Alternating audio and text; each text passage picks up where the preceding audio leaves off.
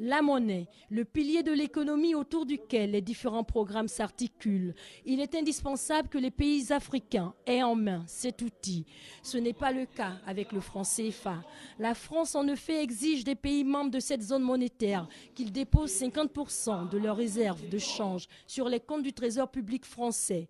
De plus, elle s'octroie un droit de veto dans la gestion des banques centrales régionales.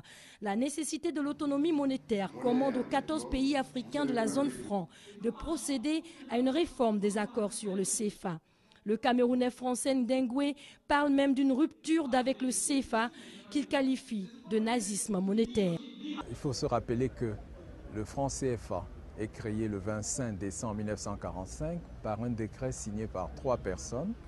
Charles de Gaulle, qui est président du gouvernement provisoire, René Pleven, qui est alors ministre des Finances, et Jacques Soustelle, qui est ministre des colonies. Alors depuis 1945 jusqu'à aujourd'hui, nous pouvons faire un bilan. Si le système marchait, on le saurait. Si le système permettait la convergence des niveaux de vie et des niveaux de richesse entre la Côte d'Ivoire et la France, ça se saurait. Or, nous voyons qu'il y a un très très grand écart. Le PNB par habitant de la Côte d'Ivoire est autour de 1650 $. Et en France, il est environ de 44 000 $. Donc on a à peu près un facteur multiplicatif de 27. On peut se poser alors la question, à qui a bénéficié la zone franc? Est-ce que c'est à la Côte d'Ivoire et aux Africains ou bien c'est à la France? En fait, c'est un système qui a été conçu pour enrichir automatiquement la France et appauvrir automatiquement les Africains. Et ceci n'est pas surprenant parce que si on voit à l'essence du système de la zone franc, on voit, comme l'a écrit d'ailleurs un économiste ivoirien, le professeur Nicolas Agbo, dans son livre Le franc CFA et l'euro contre l'Afrique, on voit donc qu'il y a une origine nazie du franc CFA. C'est du nazisme monétaire parce que l'Allemagne a occupé la France et l'Allemagne a occupé la France et ce n'était pas seulement une occupation militaire, il y avait une occupation monétaire. Et l'Allemagne a appliqué des recettes de nazisme monétaire à la France. Et la France, qui s'est libérée en grande partie grâce aux Africains, s'est retournée donc contre les Africains et a appliqué le système de nazisme monétaire qui est l'essence même du CFA et qui explique que les pays africains de la zone franc ne peuvent pas. Le développement économique est impossible dans le cadre de la zone franc. Et il faut dire enfin aussi que il n'existe pas dans l'histoire de pays qui se soient développés sans une certaine souveraineté monétaire. Or, il y a ce qu'on peut appeler le triangle de souveraineté, qui a donc la souveraineté monétaire, la souveraineté au niveau de la défense nationale et la souveraineté au niveau du droit positif du pays. Ici, en Afrique, et plus précisément en Côte d'Ivoire, il manque cruellement la souveraineté monétaire. Il faut dire que quelque chose de très important ici, dans le fonctionnement du CFA, c'est ce qu'on appelle le compte d'opération. Le compte d'opération, c'est quoi? C'est tout simplement un compte ouvert, non pas à la Banque de France, mais au Trésor français, et où les Africains doivent déposer leur argent.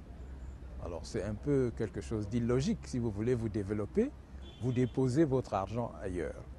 C'est comme si vous avez un salaire, au lieu que vous touchez votre salaire, vous allez déposer votre salaire chez quelqu'un d'autre. Et alors, à partir de là, est-ce qu'on peut se développer?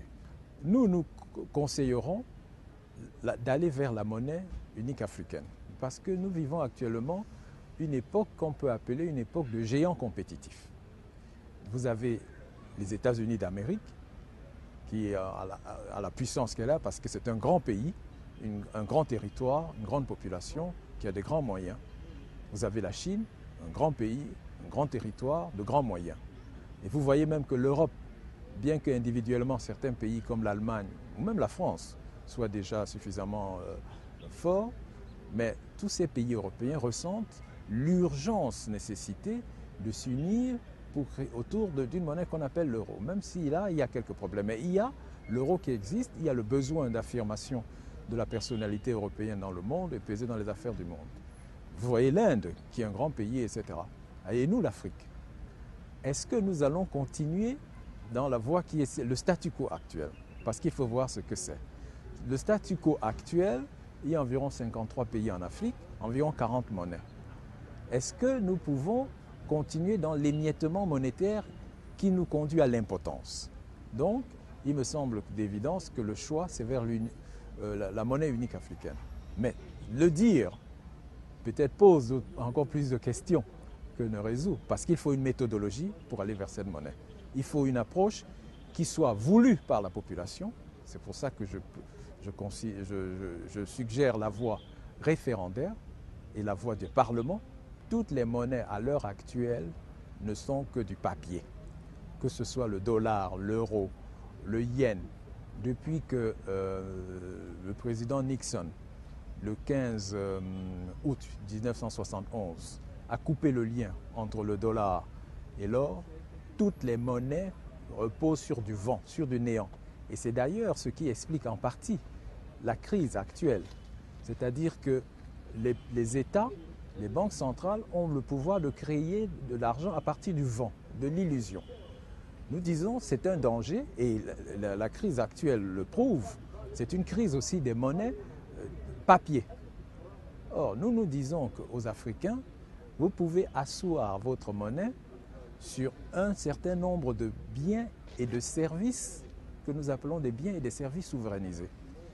On pense tout de suite à l'or, par exemple, l'Afrique est riche en or, on pense aux ressources naturelles, le pétrole, et on oublie parfois, mais on peut bâtir la monnaie sur même des ressources agricoles, le manioc, etc., etc.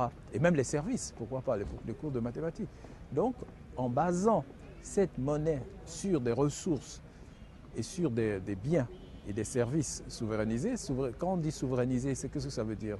Ça veut dire tout simplement que si c'est le Parlement qui décide, et c'est le Parlement qui doit décider en histoire, en affaires monétaires, pas dans la gestion courante, mais les questions de fond doivent être débattues et décidées par le Parlement, et ceci peut se faire avec les parlements des pays.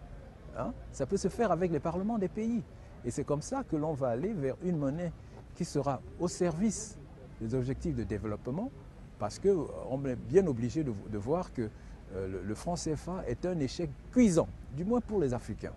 Parce que pour la France, c'est une poule aux œufs d'or qui lui apporte énormément de recettes sans travail.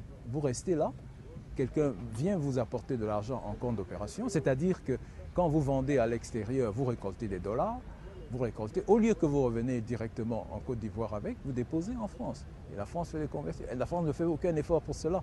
Donc c'est quelque chose qu'il faut changer. Il s'agit donc d'essayer de proposer des voies nouvelles vers des objectifs de développement économique pour la population africaine, parce que les projections statistiques montrent que la population africaine, d'ici 2050, sera très largement supérieure, par exemple, à la population chinoise. Les gens croient que la Chine, les Chinois viennent en Afrique, mais à l'horizon 2050, d'après les statistiques des Nations Unies, l'Organisation des Nations Unies pour la population, l'Afrique aura 1 milliard 997 millions d'habitants, donc presque 2 milliards. Et à ce moment, l'Afrique dépassera la Chine de 580 millions, donc ce n'est pas peu, énormément. Et le deuxième, ce sera l'Inde. Et l'Afrique dépassera l'Inde d'environ 400 millions. Donc il y a un grand potentiel. Et si on n'utilise pas la monnaie, entre autres, parce que la monnaie ne résout pas tout, il faut des politiques économiques responsables, il faut des dirigeants responsables, il faut un cadre institutionnel qui favorise l'entrepreneuriat, qui favorise l'initiative. Si on n'utilise pas tous ces instruments pour construire un cadre propice au développement économique, figurez-vous que ces 2 milliards de personnes, nous aurons en grande majorité, et ce sera la population la plus jeune du monde, si on n'a pas de travail, si elle n'est pas formée, nous avons le risque d'aller vers le chaos en Afrique. Ce qui se passe en Somalie aujourd'hui, malheureusement depuis quelques décennies, peut se généraliser à l'Afrique. Aucun pays africain n'est à l'abri. Nos frères somaliens ne sont pas différents de nous. Donc nous devons avoir des politiques monétaires responsables, nous devons avoir, avec l'objectif de souveraineté et l'objectif de développement pour l'Afrique, par les Africains, sinon nous avons des risques énormes.